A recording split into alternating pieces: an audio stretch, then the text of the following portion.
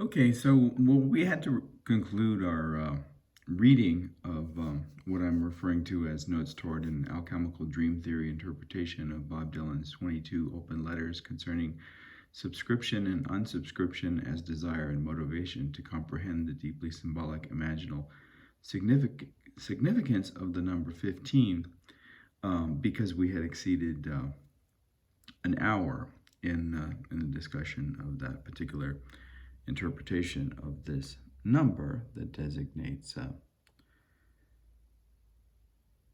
understanding of this word subscriber, or this word subscriber as it is plural. And I've been arguing that that Bob Dylan's attempt to underscore and emphasize, this number 15 both relates to the complex playlist that designates the set that includes Jimi Hendrix, and to this 15th dream in the initial dreams in Carl Jung's dream symbolism in relation to alchemy. And I had done an initial interpretation of the initial stanza of Bob Dylan's All Along the Watchtower, and the way that it's transformed, and the way that it is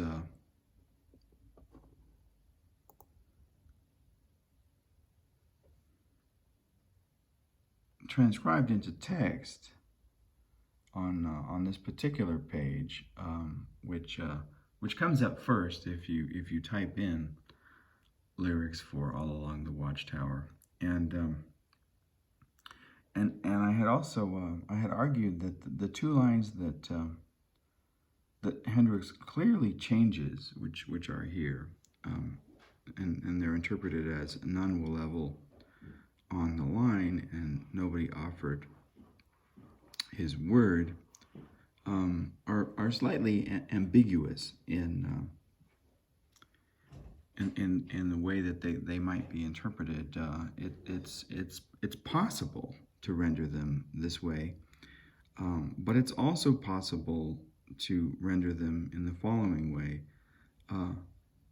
none will level on the vine.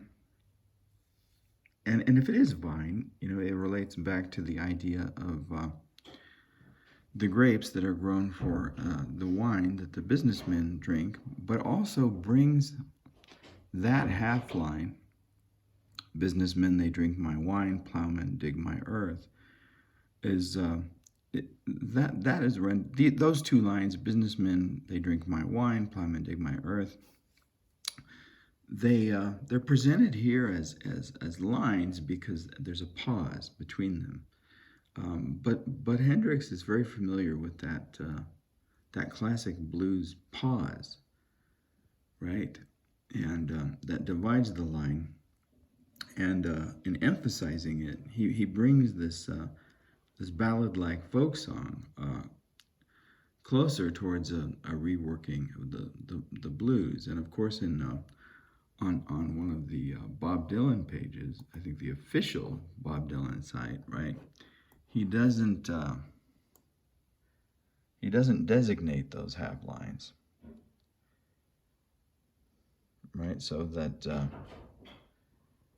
it's basically an abbreviated sonnet, A, B, B, C, C,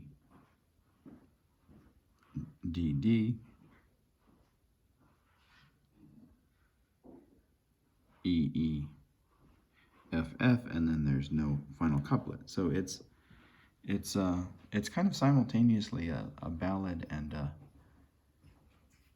an abbreviated sonnet with the final couplet missing.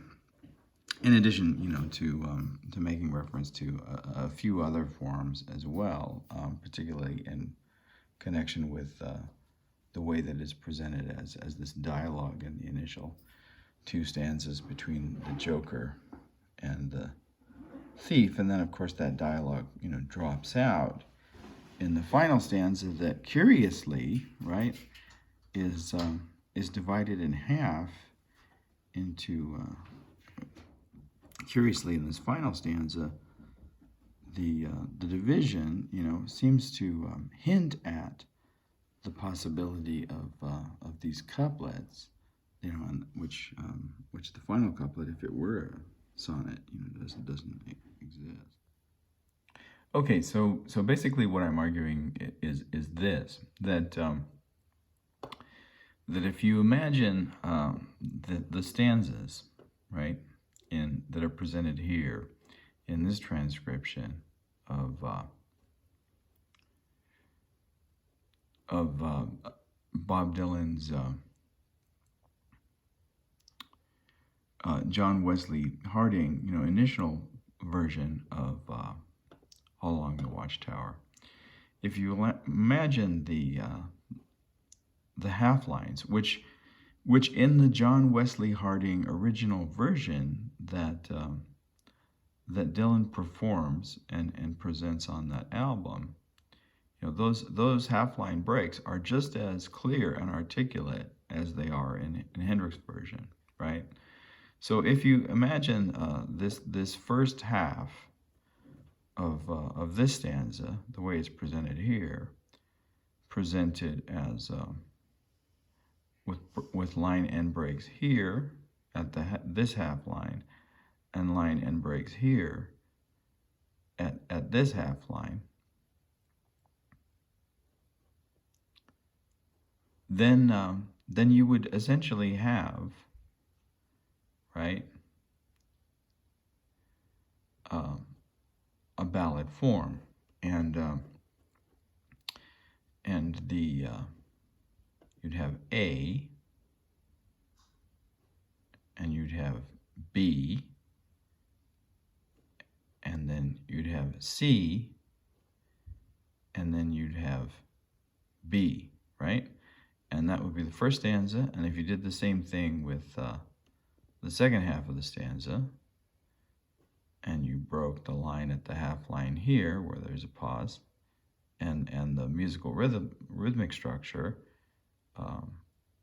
reduplicates in the musical version of the sung tune, you'd have A, well, you'd have whatever it is, but you'd have, ignoring the fact that we already used up our A's and B's and C's here, you'd have A, B. Now this one's interesting. You'd have A, B, B again, right? And C. So the rhyme scheme is somewhat complicated. So let's look at how that works. All right. I'm going to build a map.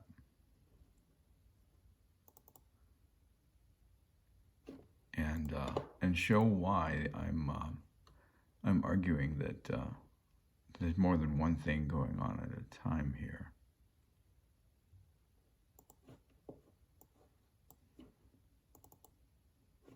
All right, so if we just look at it the way that it's lineated here, we've got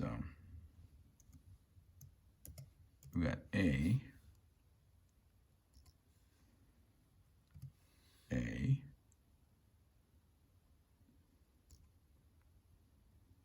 and then for convenience sake, I'm going to divide the stanza into two parts, and then we have B, and then we have B,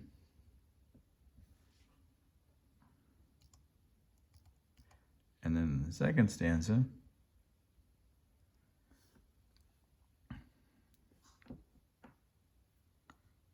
we have C, we have C,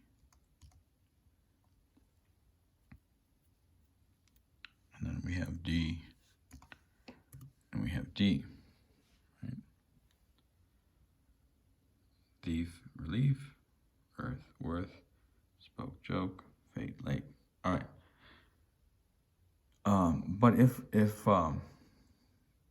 we're arguing, as I am, that these half lines are a significant variation of a ballad form, then we have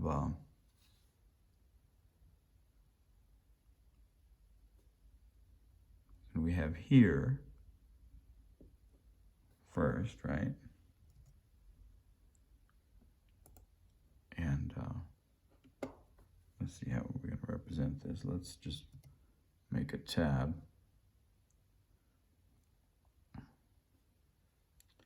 We have A for here, and then we have, I don't even know if I want to use the same letter because, well, that's going to become a problem. Let's use ones and twos. We have 1, and then we have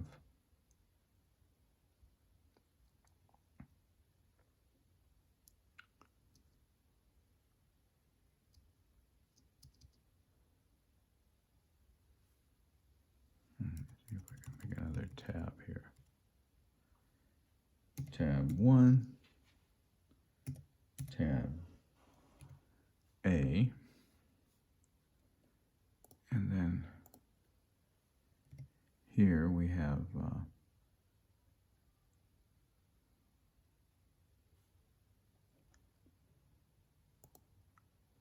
let's call this 2A. It gets a little confusing to transcribe. Then we have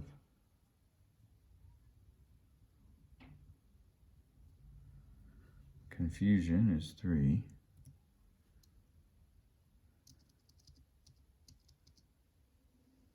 And then relief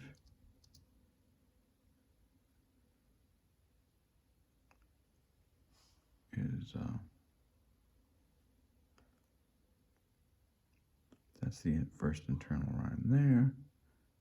So that's 2A again. Okay. So the next half line ends with wine, and we don't have that rhyme yet, so we're going to call that 4. And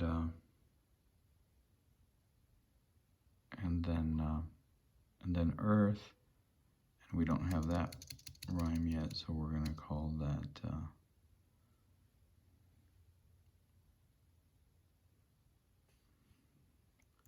5. And since that rhymes with worth, we're going to call that 5B.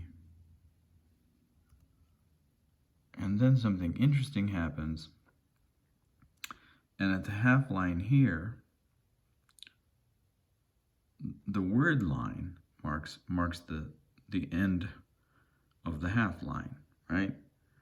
And so in this instance, here we have 4 again. And strictly speaking, that is a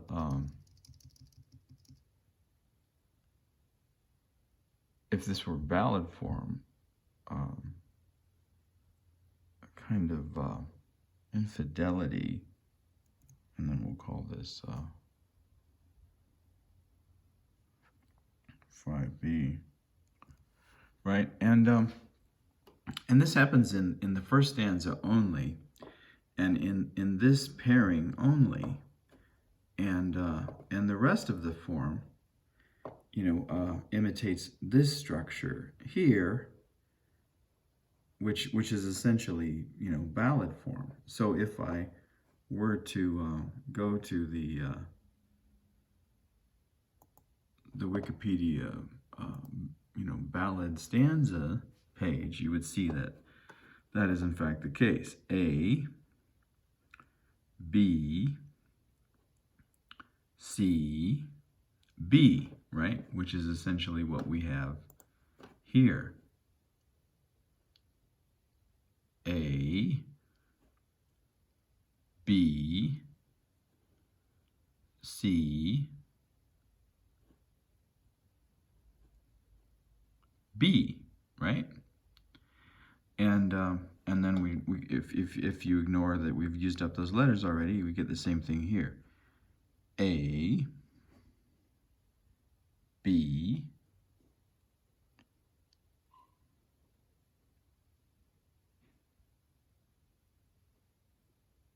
C, B. A, B, C, B. A, B, C, B.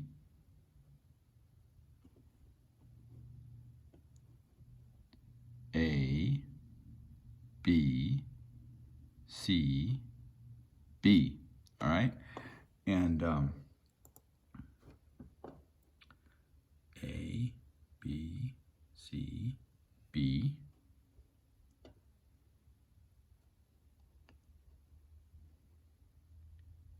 Now here's an interesting variation on half lines within within the ballad form, and it's taken from Coleridge's Rime of the Ancient Mariner, and this is what we have going on. Go back to our diagram. The only point at which we have these rhymed half lines within the ballad form, because if we chose not to call it infidelity, we could call it a variation in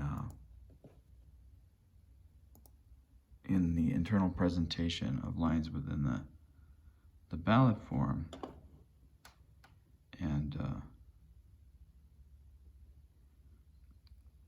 and rather than looking something like this, we would have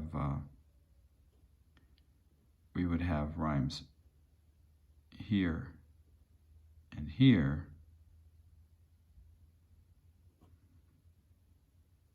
and here and here.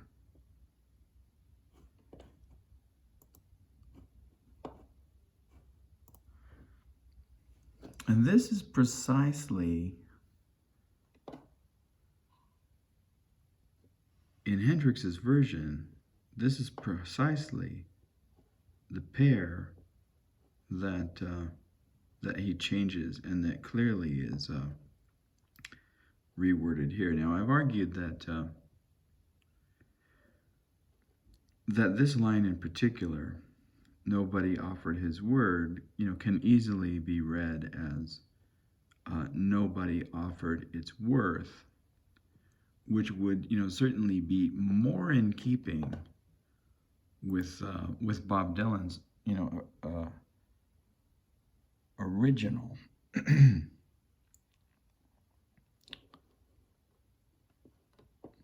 None of them along the line know what any of it is worth.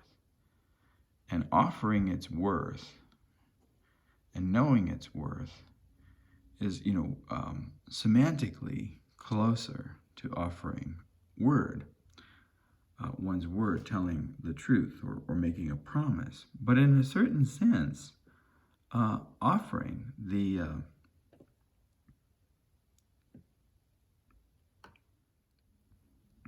transactional nature, that Hendrix adds to it, and the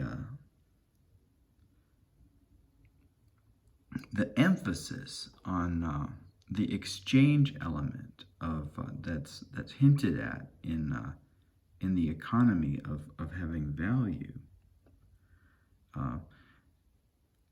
Presumably,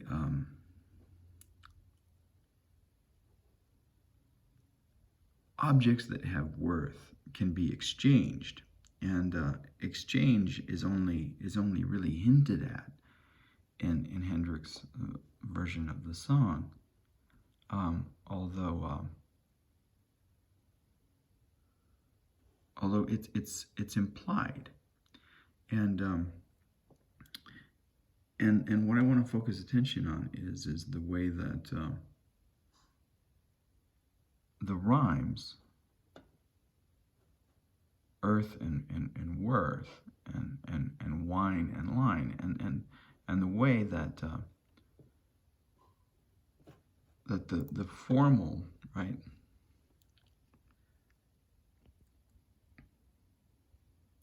the formal relationship between the elements of the words, is clearly marked differently in this one pairing than it is in the rest of the song. It becomes, precisely the site at which, Hendrix changes and transforms these lyrics, and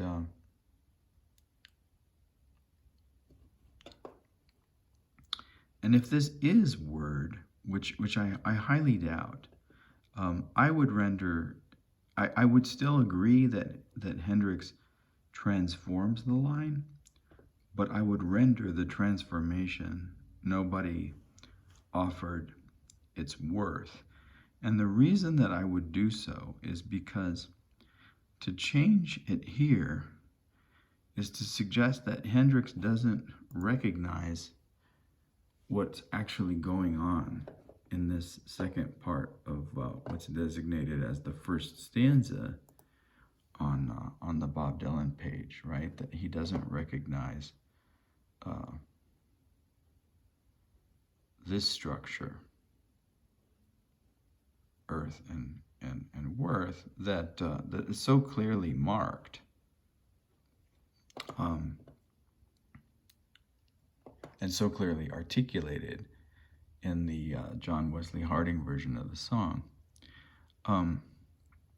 What is interesting is that the possibility of that we can read wine and line as perhaps wine and vine makes a lot of conceptual sense, and it really brings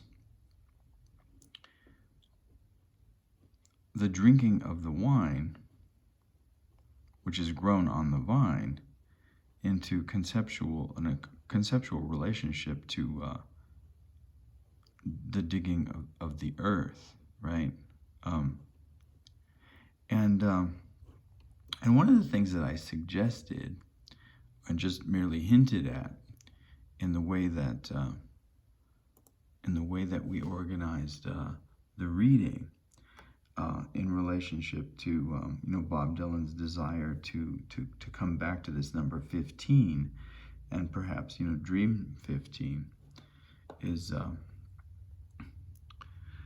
that the wine grown on the vine, and that is perhaps a metaphor for creativity and lyric artistry and poetry and song, and perhaps this is the business of the music industry, and the idea of plowing the earth here, and the earth being the source, right, of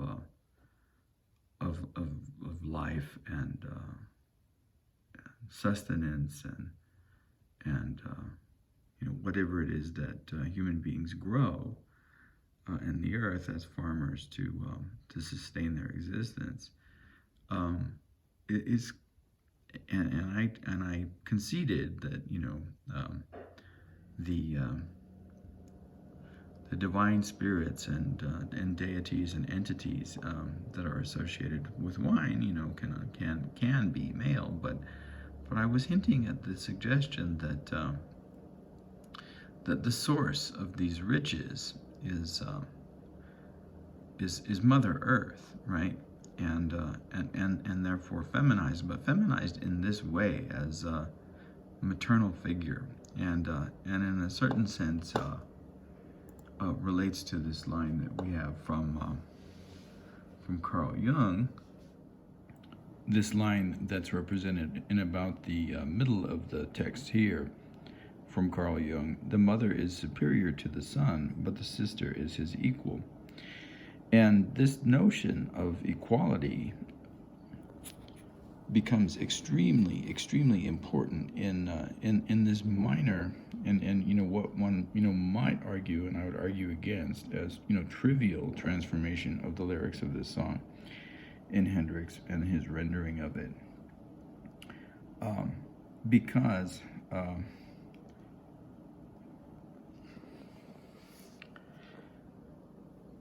in Hendrix's rendering, I would argue that there are hints that transform the imagery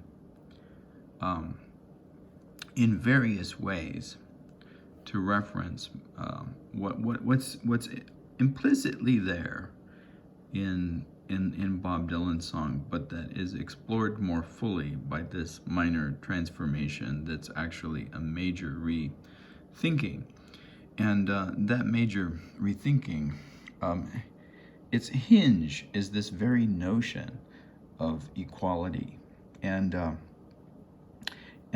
what's implicit in Dylan's tune is and lyrics is this idea of Mother Earth, being robbed and stolen from, and then that metaphor transferred to the work of the poet as Mother Earth being robbed by businessmen.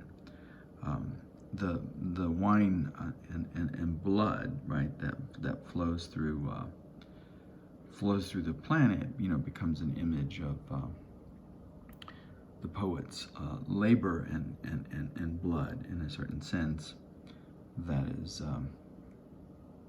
is taken, right, but the value of which isn't comprehended, and that's implicit, but by underscoring in what I'm arguing is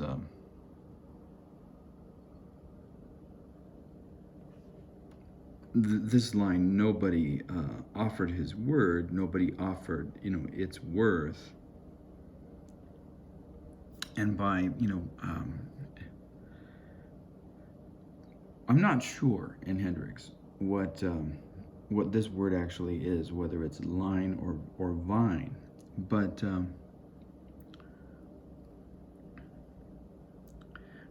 perhaps perhaps the confusion itself points to the idea that a vine and a line in a way have certain things in common, right? Both are presented in rows, and both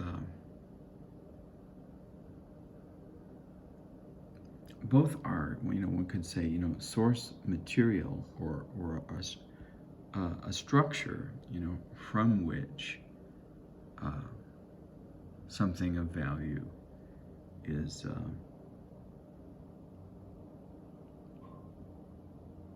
drawn.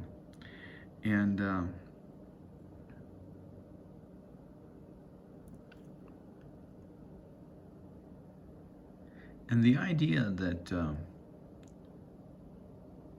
the exchange, the transactional nature of the relationship between the object of value and what's paid for it is underscored, as opposed to in Dylan's version, knowing worth, right? This is like an evaluation, a judgment of taste, like a standard of taste. It's an aesthetic concern, right? And in that sense, it belongs to the critique of critical judgment, or other evaluations standards of taste, and that aesthetic concern, belongs to a certain kind of economy, but but the fairness of the standard of judgment um, is is implicitly part of what belongs to a notion of culture, right? And in that sense, bringing Dylan's version, back to this 15th dream. The dreamer's mother is pouring water from one basin into another. The dreamer only remembered in connection with vision 28 of the next series that this basin belonged to his sister. Only remembered later that belonged to his sister, and then in Jung's reading, the sister is on an equal basis with the brother, as opposed to the superior inferior relationship that the son has with the mother. And the inequalities, right? And inequalities are represented in Bob Dylan's song here towards the end. There are princes, who are individuals of privilege, and presumably they have more authority than the women who come and go, and even those women who come and go have more authority than the servants who are, denied shoes, and if they were to be coming and going, might have more difficulty doing so than these unspecified women, who are neither specified as servants nor as belonging to this space of royal privilege, but perhaps occupy, some middle position. And then you have this wilderness in the background, and it's underscored, twice. It's well, maybe more than twice, but wild cat, underscores the notion of wild. And then growling isn't necessarily something that only wild things do, but howling, brings the wind, into this relationship with the angry or disturbed animal, and makes it wild, and this storm, that recalls in a certain sense, the storm on the heath in King Lear is precisely what serves as the background music, right, or the diegetic sound, through which we are to interpret, the approach of the writers. Now, how these writers are configured in Dylan's imagination is open to interpretation, but in Hendrix's reading, and particularly in adding this notion of potential equality, right? In that moment where he emphasizes, exchange of what's created and what's made and stolen. Presumably, the businessmen don't return to Mother Earth what they take, and the plowmen utilize the body of the earth, to create a farm that sustains their life. But do they recall to return that gift? And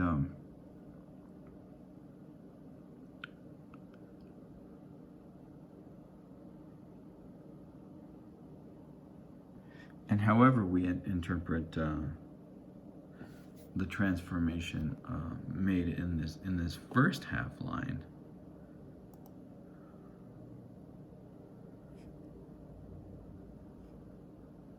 none will level on the line.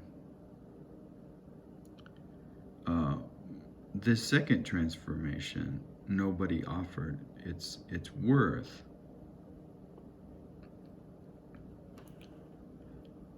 is is clearly a move to suggest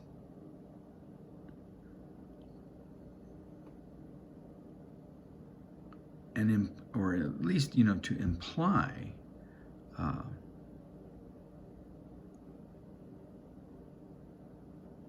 an idealized domain in which um, payment for product or service rendered would reflect the value of the object, and that moves away from this idea of a standard of taste to standard of justice.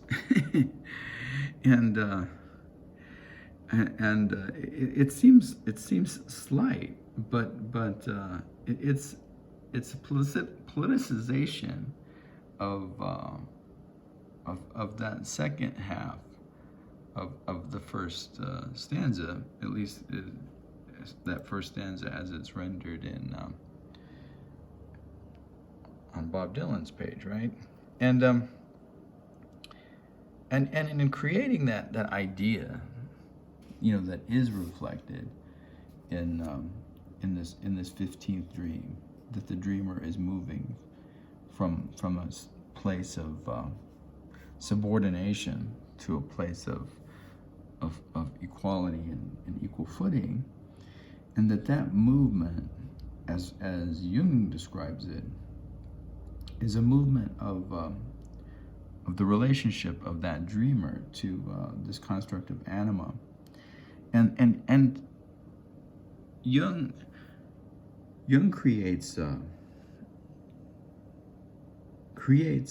image of that movement from mother to anima, the dreamer's relationship to mother to anima, from the dreamer's relationship to his mother to the dreamer's relationship to anima, by means of a series of displacements that are interesting, and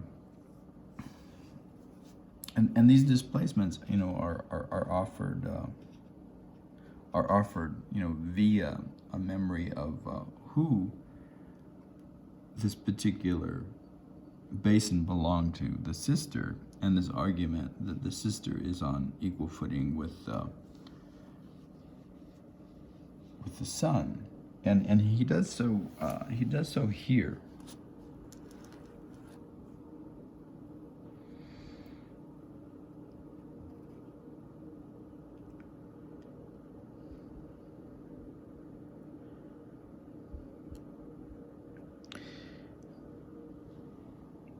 Once more we meet with the theme of exchange.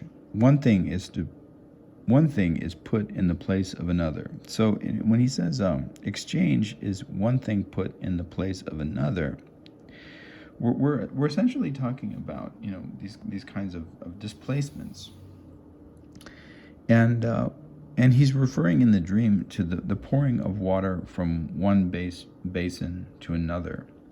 So if we imagine this water, which is the source of life, being poured from one basin to another, and in this description, imagine that the description is in a certain way reversed, right?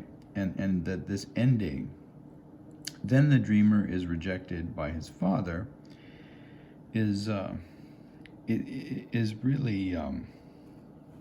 really where we begin. We begin with the dreamer being rejected by his father, right? And the place within patriarchy, right, is denied.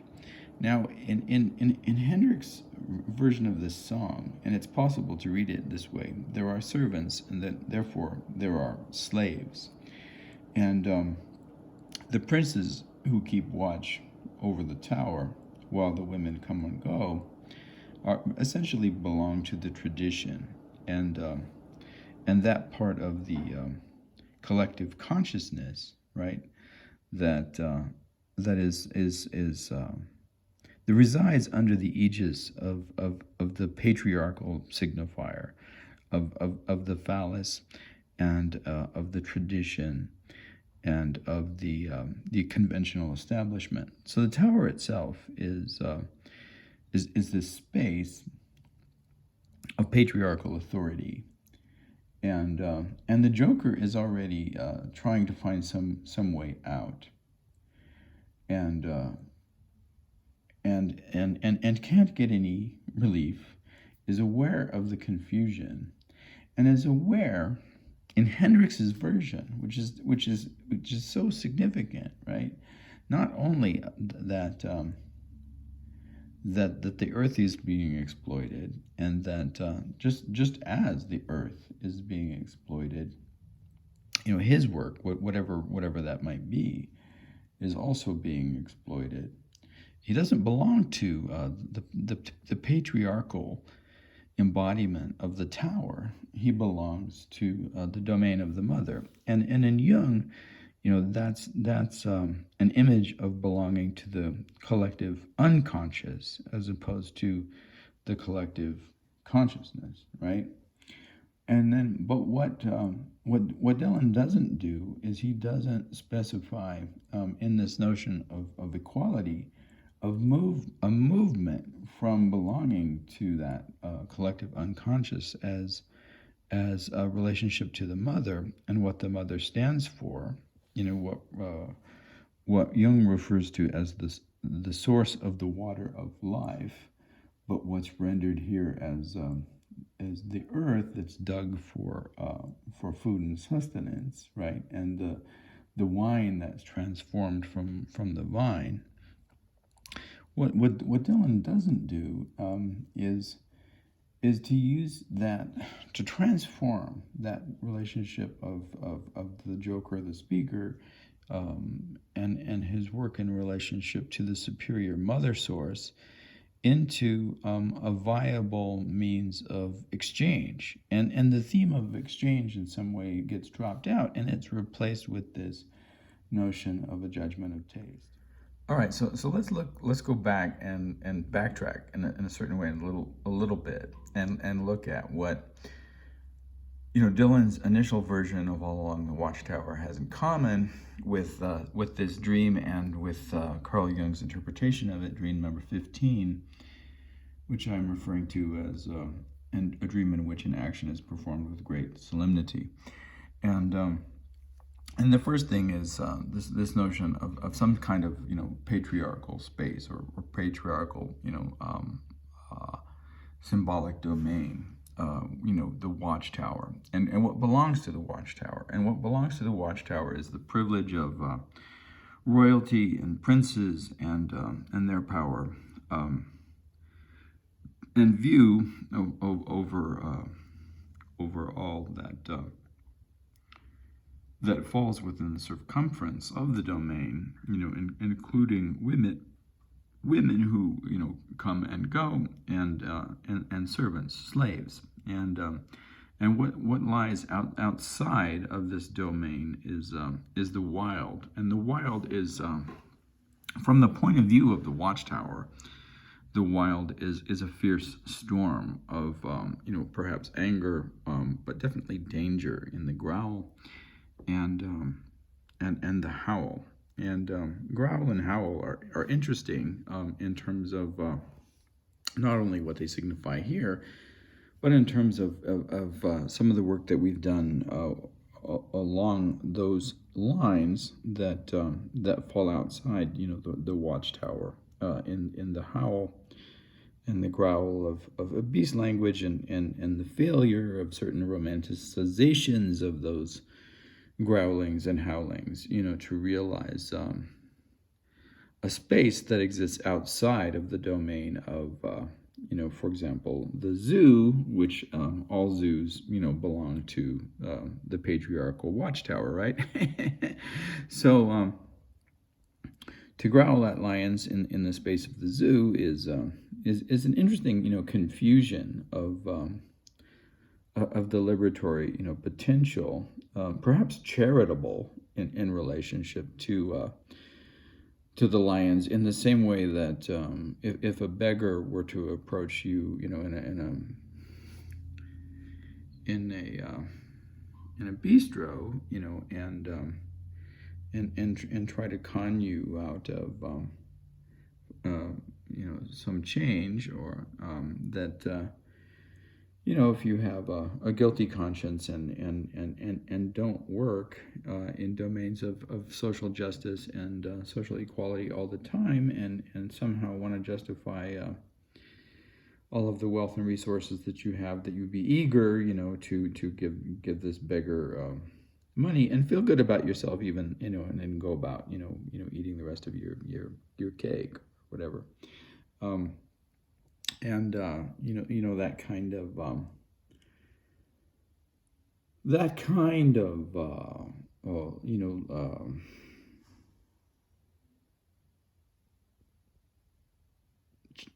charitable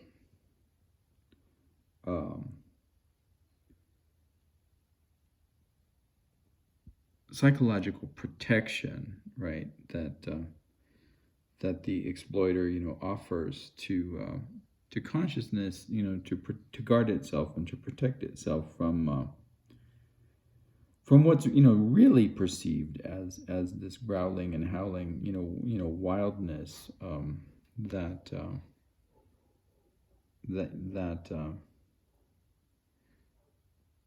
one can pretend both to sympathize with and to actually fear and protect oneself, guard oneself against, at the same time. That's a little bit complicated and a little bit of a sidetrack that we might want to return to at some point, and further examine how charity, this idea of charity, can be embodied in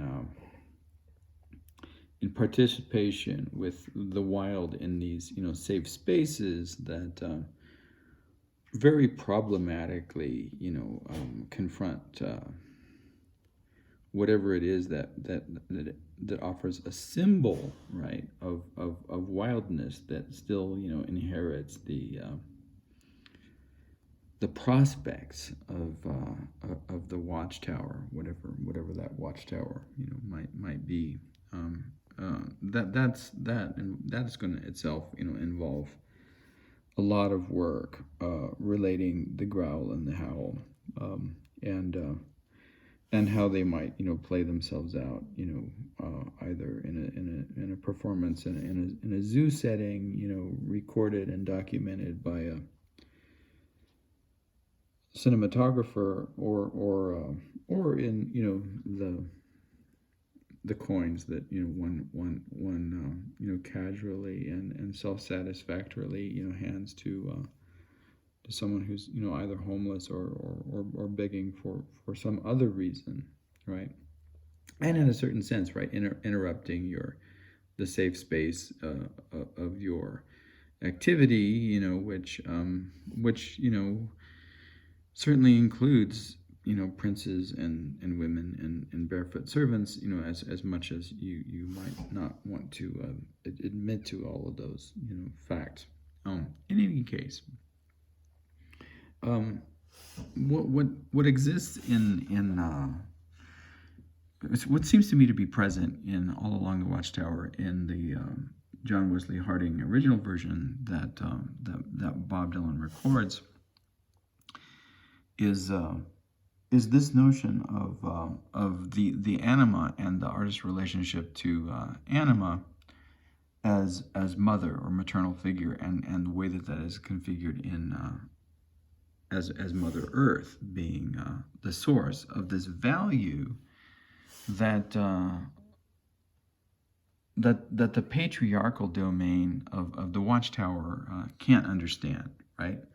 So in Jung, Jung writes that the anima is a life-giving factor, a psychic reality which conflicts strongly with the world of the father, and this is essentially what the Joker is remarking in the first stanza, right?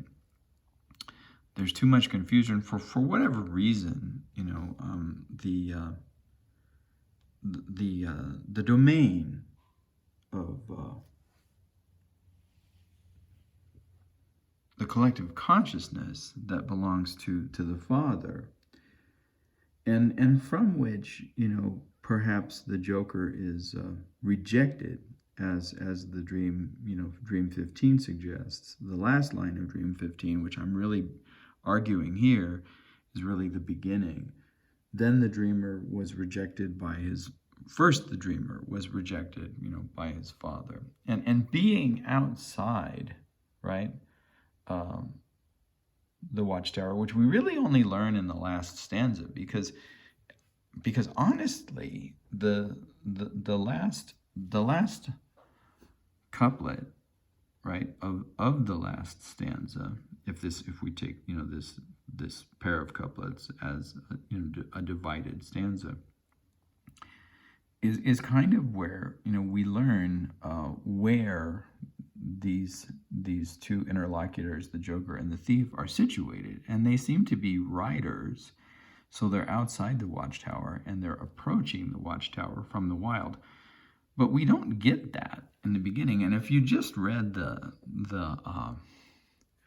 title of the song, and All Along the Watchtower, and then you listen to it, you would think, at least through the first two stanzas, that both the Joker and the thief are situated on the watchtower, which doesn't seem to be the case if we try to make any sense out of this last stanza, where we discover that it's the princes who are keeping view over the watchtower. The women are coming and going, and the barefoot servants are coming and going too. And then we need to put another while here, perhaps. While, outside in the distance, a wild cat did growl. And that's like an establishing shot, right? Establishing that there's a storm, and the psychological relationship of that outside world to what I'm arguing is the patriarchal domain that belongs to the Father, and perhaps from which both the Joker and the thief were rejected or expelled to begin with. The thief particularly, that makes sense, right? Like, when do you steal? You don't steal if you have tons of opportunity, or if you're a prince, unless you have some extraordinarily defective, narcissistic, and or other problematic relationship to property, but generally, the kinds of theft that princes and slave owners do, falls within what's accepted within the rights and privileges of the watchtower. It's no less theft, right? It's in fact more. It's a higher level of atrocity to steal human life, and to steal the labor of human life, and to leave servants barefoot, than it is to steal baubles and trinkets. And anyone who doesn't understand that is perhaps sociopath, or incapable of ethical judgment. But this kind of theft, right, is authorized by the watchtower itself, and the terms of the watchtower, which sets definitions and values upon its terms, and is able to inscribe, right, virtue as it sees fit, and inscribe marginalized positionalities as it sees fit. And the Joker, which perhaps is a word that stands in for fool, among other things, and the thief are descriptors that create these marginal positionalities and inscribe ethics onto figures who are perhaps, no more foolish or no more thieves than the princes who steal, human life and leave that human life barefoot, and presumably, steal all kinds of other things from human life as well. And it's hard to imagine that Hendrix, wouldn't have seen in the rendering of this piece, an analogy and an allegory of American slavery, right? And it's interesting because writers,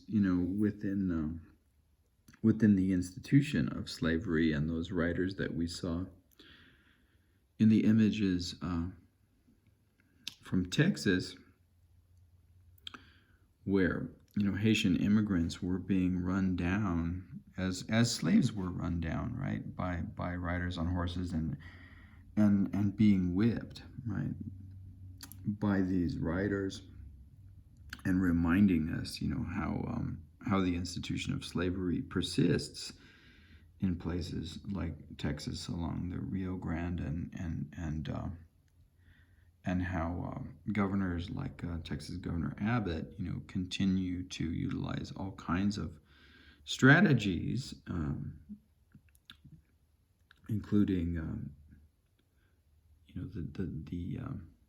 the deportation of immigrants and individuals, trying to find home and safety, and fleeing, however their displacement was created, whether it was created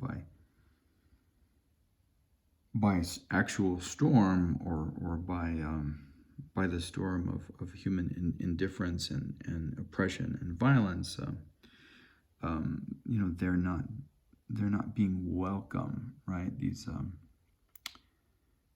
immigrants are seen as something that belongs to the wild and that can be hunted by these Texas Rangers and these border enforcers, right? But in this case, these writers are, and this is what I was suggesting when I began this long interlude. We don't learn this, until the final moment of the song. But the writers seem to be the Joker and the thief, right? And they are being watched, by the princes that are keeping guard over the collective consciousness of this patriarchal domain, from which, as I've suggested once, twice, or three times, the dreamers, who are the Joker and the thief, were expelled or rejected by the Father to begin with. Now, whether the Joker was rejected because he asked too many questions, or existed in this confusion, or saw, the chaos within what's represented as organized social structure here, or for some other reason, is indeterminate, but not able to getting whatever relief is, right? Certain could be interpreted as more than just psychological satisfaction. Could be a job, fairness, right? Rest, the weekend off, whatever that might be, and this recognition of being exploited, right? In the same way that that Mother Earth is exploited. So the Joker, very much like the dreamer, sees himself in relationship to Mother as anima, at least in this version. And in Dream 15, there's a movement, or what I'm calling a series of displacements, that allow Jung to read the pouring of the water, right, by the mother, the source that's identified here as, with Mother Earth, from one basin into another, and through that displacement of water from one basin to another basin, there's also a displacement of the relationship of the son to the mother anima, to the sister anima, because one of those basins is later remembered as the basin that belongs to the sister. And then Jung makes much out of this series of displacements moving toward a kind of relationship to the form that the anima takes as one of equality. So a movement toward equality, which implicitly, right, is a social political argument for democratization. Now, if one reads it as Dylan's version, right, the artist, who in some sense is the message maker, and the businessmen and the plowmen, who in some sense are the receivers, right? Not perhaps of messages in this instance, but of resources, right?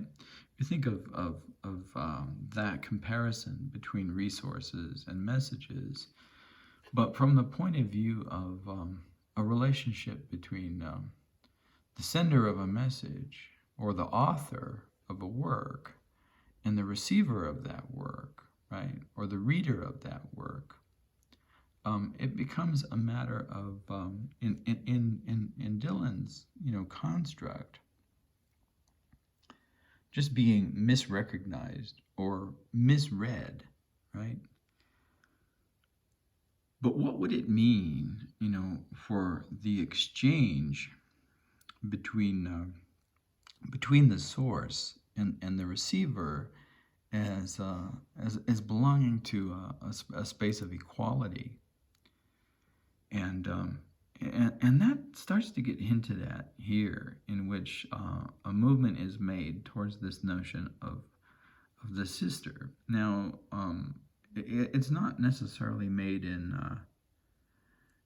gender terms, and in Hendricks' revision or transformation of these lines, but whether it's none will level on the vine, or none will level on the line, or whether or something else, nobody offered its worth, which is what I'm arguing is a more accurate textual representation of what Hendricks offers. Nobody offered its worth is in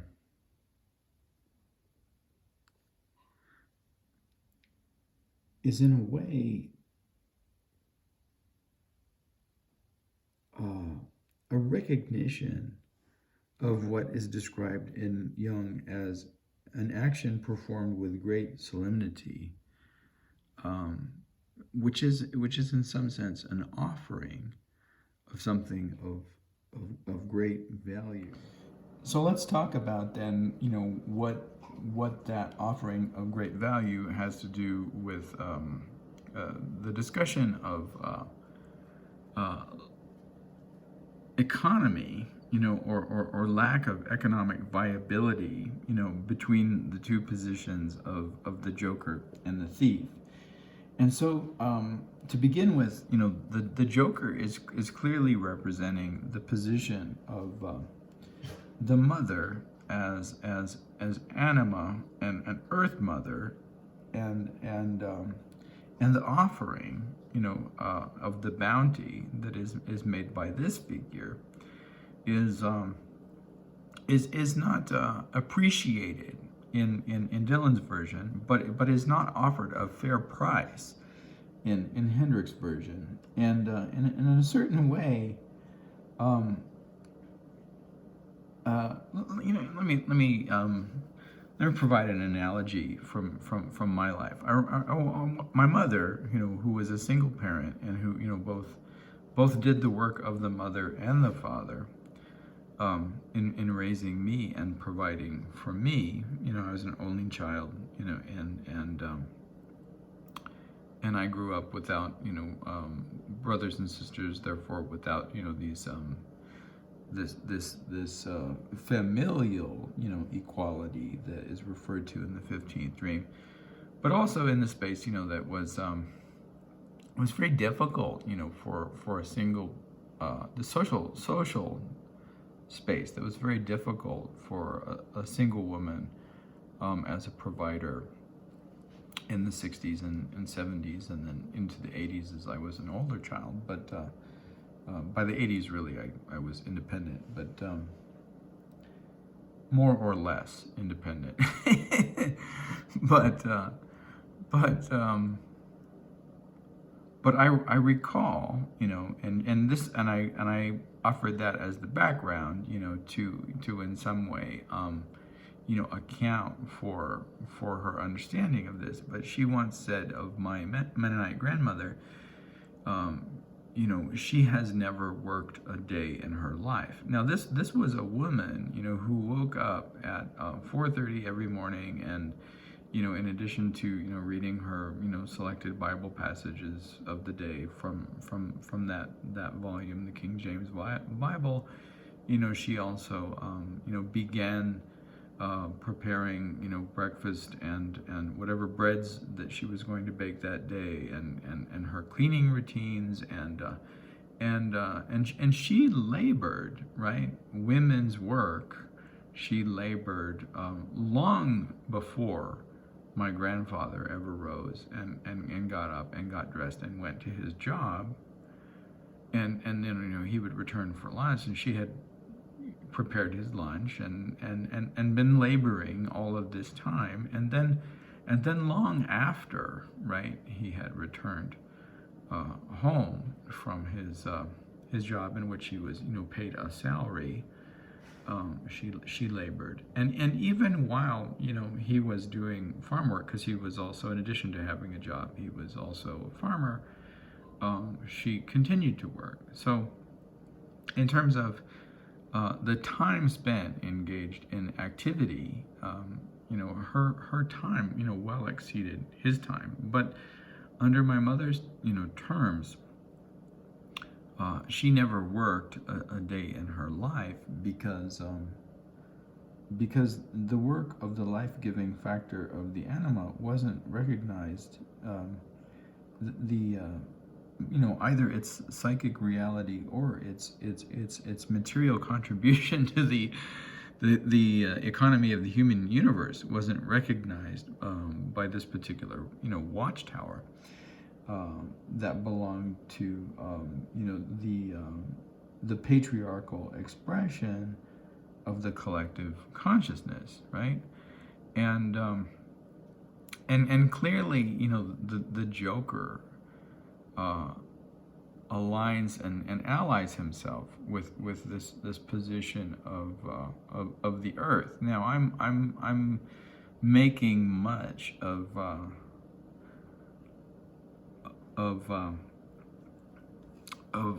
the female quality of that earth, but I think it's not too difficult to see that whether we make that association or not, it's the values that the Joker aligns himself with are seen as falling outside of what's recognized as part of the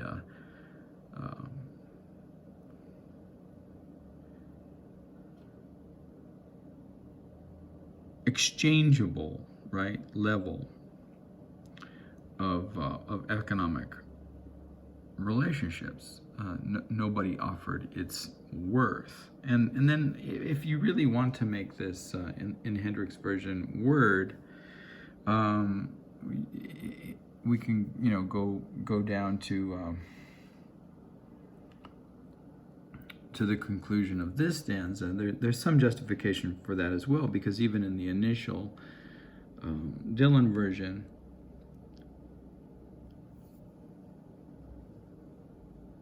the second stanza makes reference to speaking falsely or talking falsely, that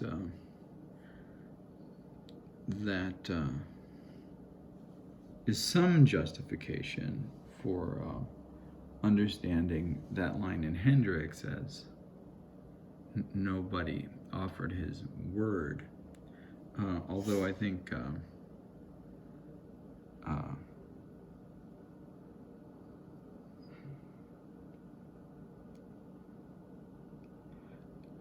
that the context in which the speaking falsely relates to the dialogue itself, right? In that sense, it relates to it's a metadiscursive evaluation of the conversation as it's presented by the thief, rather than a relationship to the outside. That is,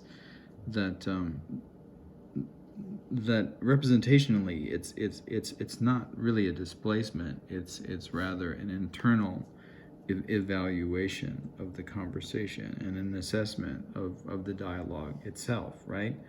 So to speak, no one offering his word here, if this is word, right, and go back to Hendrix so that we make it clear. If the outside, doesn't offer its word, then you'd have to read the thief's response in saying, like, well, let's not talk falsely, like they do, would be implicit, right? But this talking falsely could be a new idea and represent. Well, let's not misrepresent ourselves here, and if that's the case, it's something else is going on, right? And if that's the case, something more devastating could be going on in a way, because with this understanding, right here, that the Joker is claiming that there is some value, like there is some source and there is some relationship that the Joker has with anima as Mother Earth, something inherent and implicit in the value. This talking falsely could say, no, you never belonged to that, right? And you never had anything of value.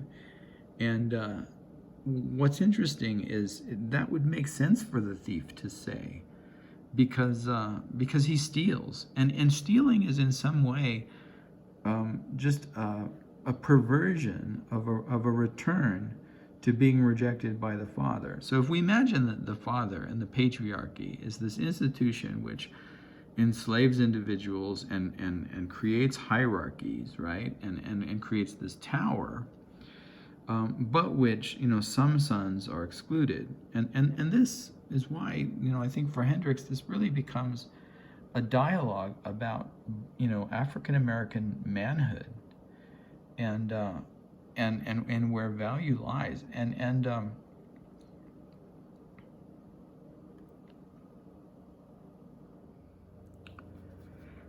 many years ago, in the early 80s, when I was at the University of California in San Diego, I took a number of classes from Shirley Ann Williams, and my relationship with Shirley Ann Williams and some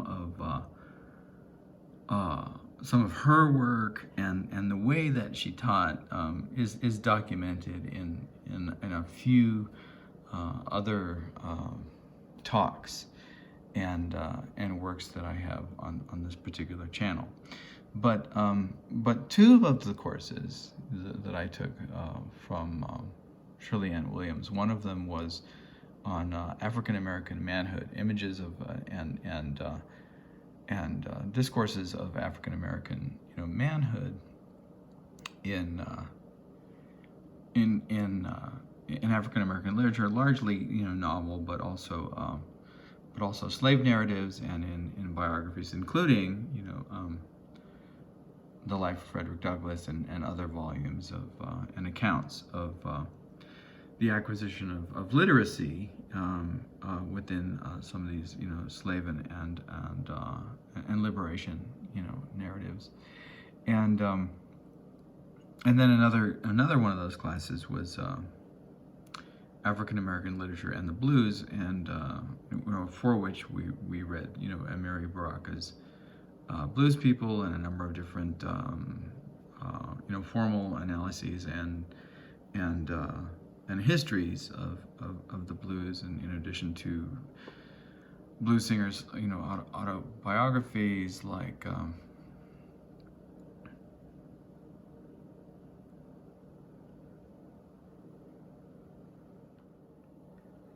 Billie Holiday's biography and others, but the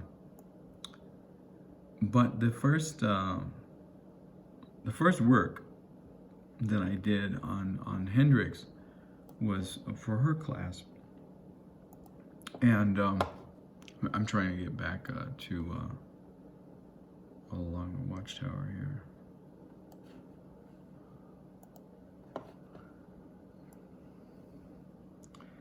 But in that paper, I tried to present a formal argument I tried to present an argument that both addressed formal elements that related to the blues in Hendrix, and to themes and conceptions that belonged to this discourse, involving African American manhood, and it's I don't think we need this anymore. I'm going to go ahead and this is our way of accounting for the formal structure and that moment in all along the Watchtower that Hendrix transformed. So I don't think we need that anymore. I'm just going to delete it. I tried to in a way combine the themes and concerns of both of those classes together, and in this reading of Hendrix. And that was, like I said, that was the first. That was probably in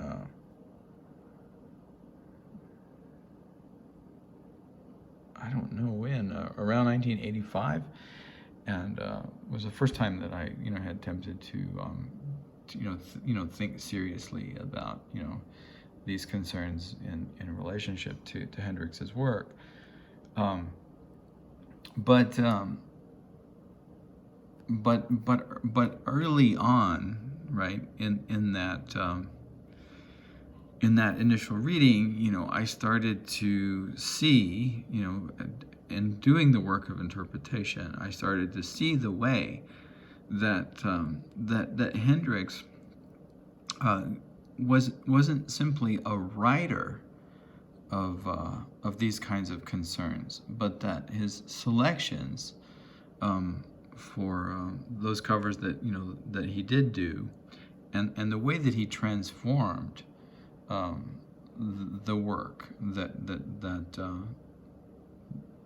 the work and the material that was already there, tended to push that work or to function as an interpretation of that work that belonged to this tradition of discourse of African American manhood, and it seemed to me that in his versions of both the Star Spangled Banner and a few other tunes that he covered, and of this particular lyric, that his interpretation was moving the work in that particular direction, right?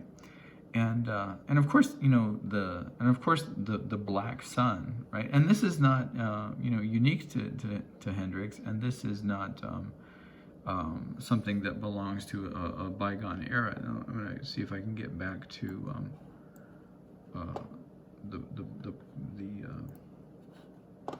playlists here.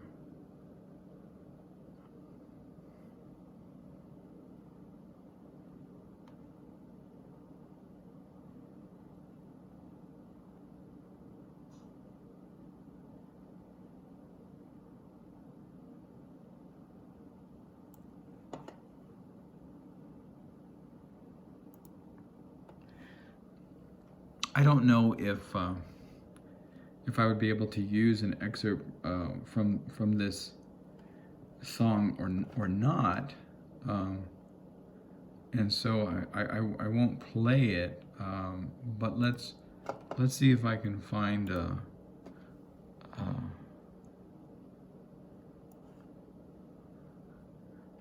let's see if I can find a version of the lyrics for this land.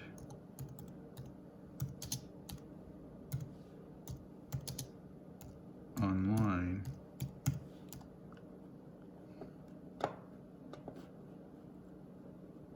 There's the Woody Guthrie song, which is certainly interesting, but there we go.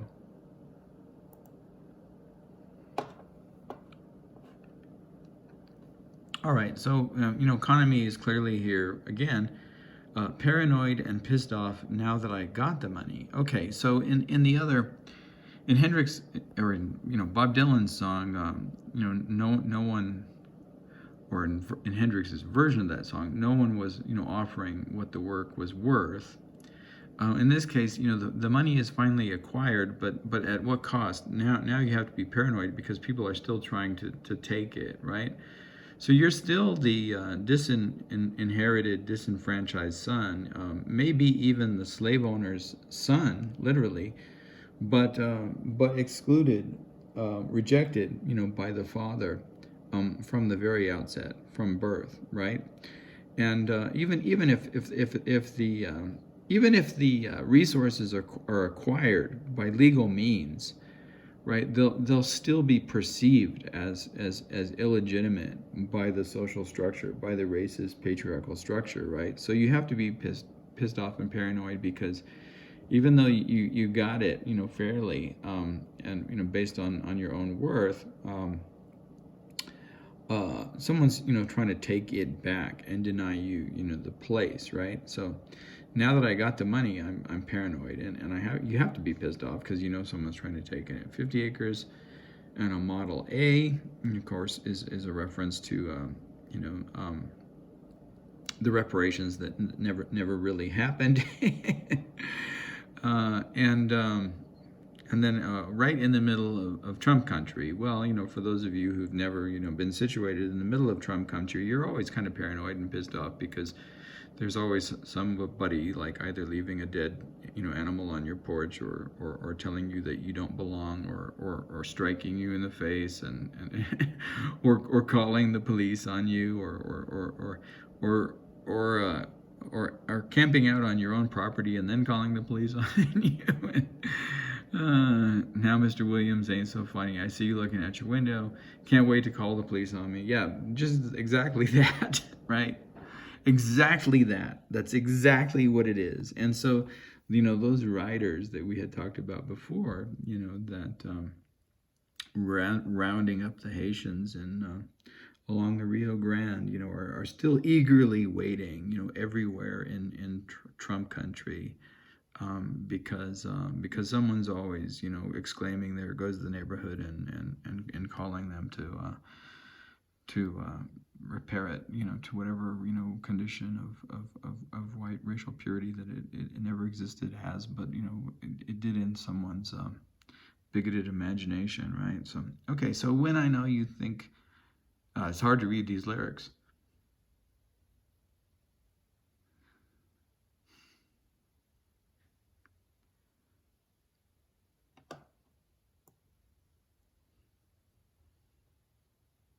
It's hard for me to read these lyrics.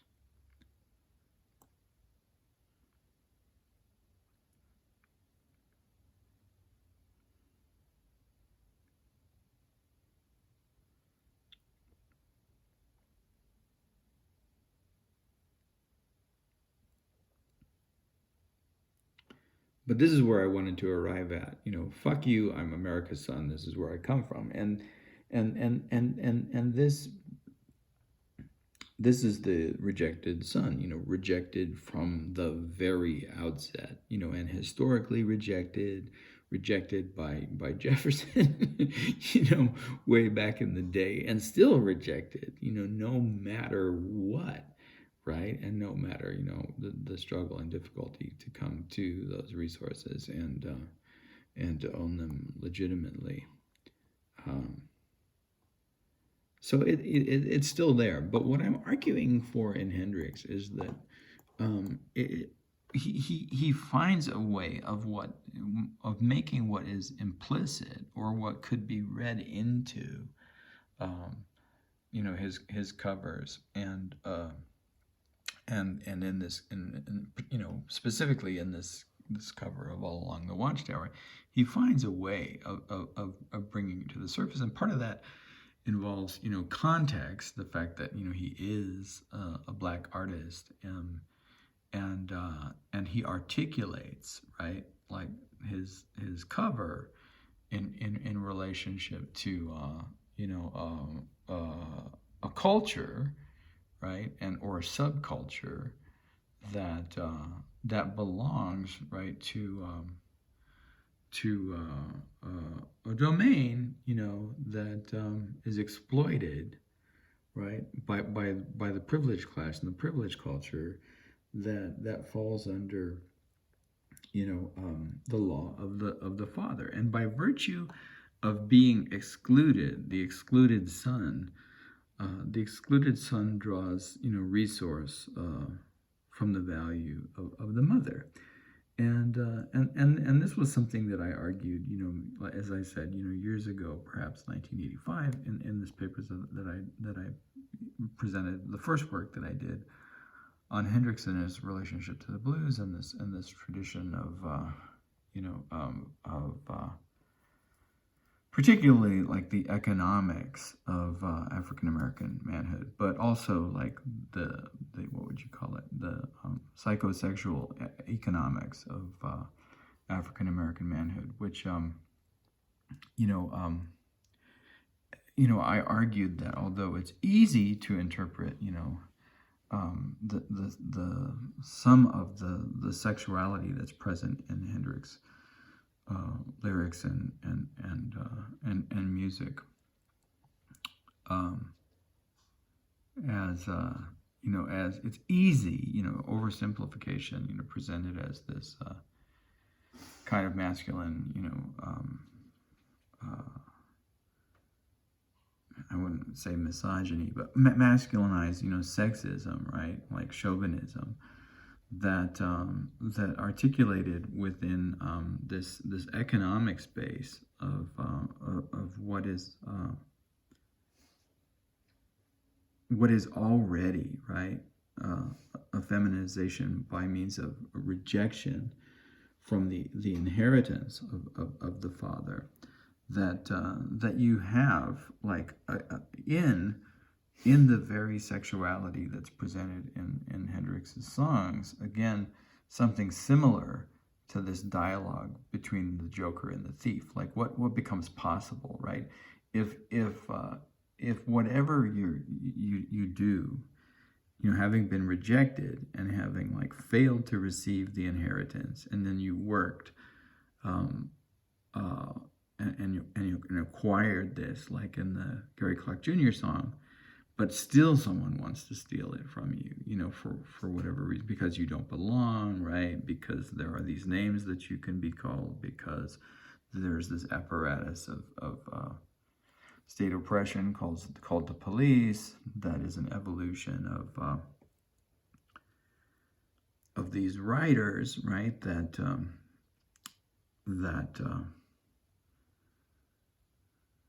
That used to return runaway slaves, and they can still be called upon, and they can still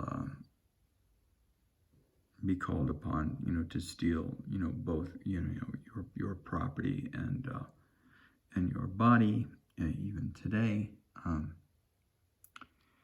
If and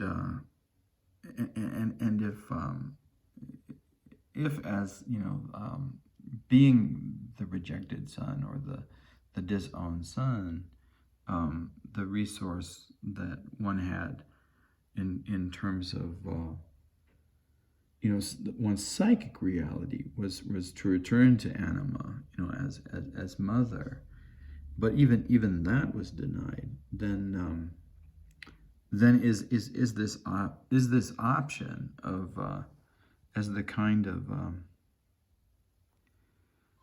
reaction formation, to privileged patriarchal thievery in the form of the outlier thief, the only possibility. And then I try to argue that sexual expression in Hendrix's song is in some way along the lines of that, that economic dialogue.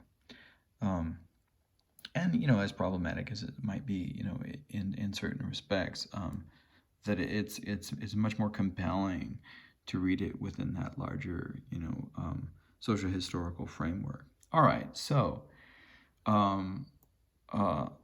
reading the thief's response, right? Okay, so if we were to get out of the watchtower, right, and then like there's almost like this bucolic, perhaps, or romanticization of Earth and the maternal figure. There must be some way out in which the worth, right, that belongs to this domain can sustain us. And then the thief responds, kind of like, no, that it's not possible. Okay, so no reason to get excited, and I like he kindly spoke, right? Don't worry about it, too much. And he's trying to, appease whatever turmoil, psychological turmoil, his companion is having. There are many here among us. Now who the us is really interesting, because presumably these are both outliers, right? If the thief has to be an outlier, or maybe not. I mean, he could just be one of these princely thieves, but I don't read him that way. I read him as another rejected son. There are many here among us, among the rejected sons, perhaps, who feel that life is but a joke. And how couldn't they? Right? I mean, how couldn't you, as Gary Clark Jr. or Hendrix, not feel that life was a joke? And again, another side note, this is sort of another digression, but one of the early touring group companions that Jimi Hendrix Experience had was they went on tour with the Monkees, right? And the Monkees was like this like candy pop. They largely had like teen audience, not very sophisticated either musically or lyrically, largely known for their television show, and which was sort of a very watered down comedic version of the zeitgeist, or a particular slant on the zeitgeist, and the Monkees audiences really didn't care for the Jimi Hendrix Experience any more than Bob Dylan's folk audiences cared for his electrification and the work that he did with the band, right? And used to like boo him when he was performing this new stuff, no matter how good it was. And so the idea of being rejected again, right? Like the worth of the wine and the worth of whatever it is that the earth grows, not being returned with proper reward, not offering its worth, is part of the history of Jimi Hendrix's relationship to pop culture and to the music industry, as well. So so this appeaser, right, the thief, and I think the thief comes in the way that in certain ways that Jimi Hendrix articulates sexuality, and I won't make it too explicit, but there's often like this kind of like idea of the dreamer as sexual thief, and or the psychic projection, right, of this desire that also has without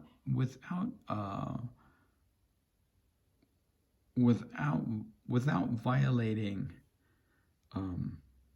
the right and the without violating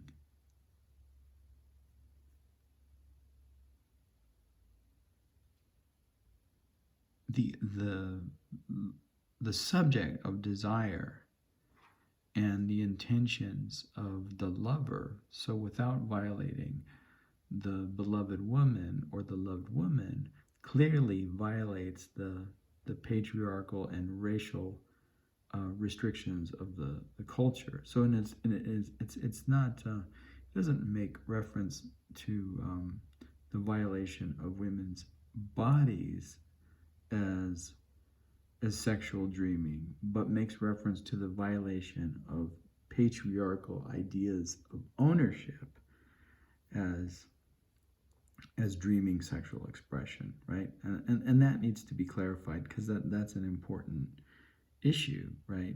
And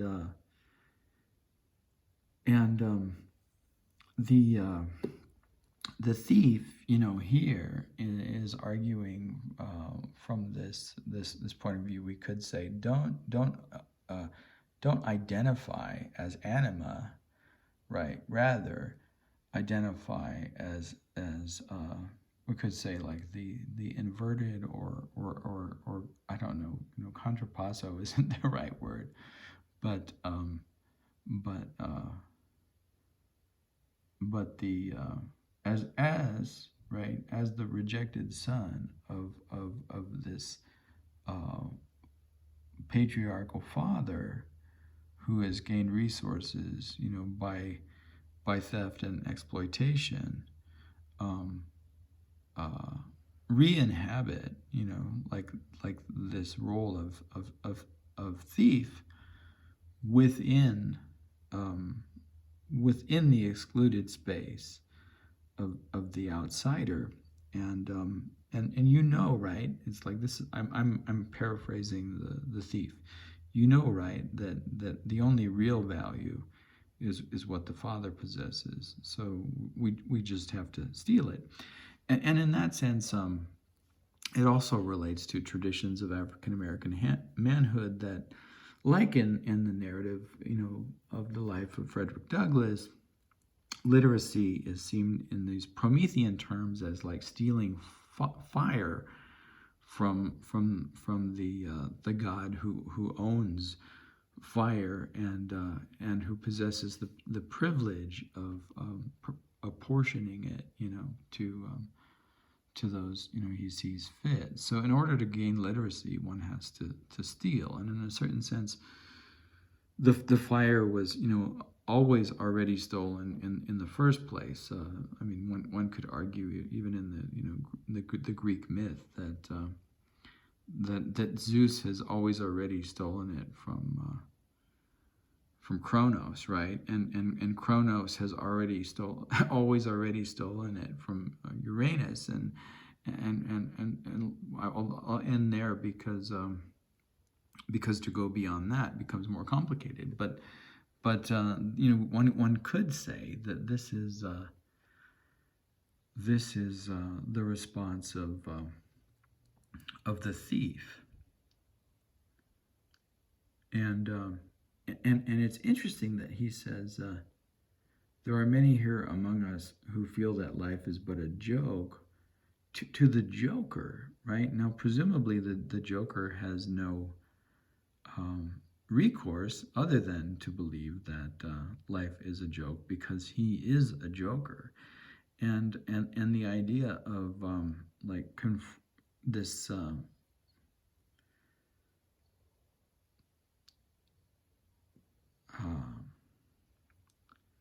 providing, right, this kindly spoken and comforting alternative narrative that involves, undermining the Joker's understanding of himself as Joker is kind of interesting, and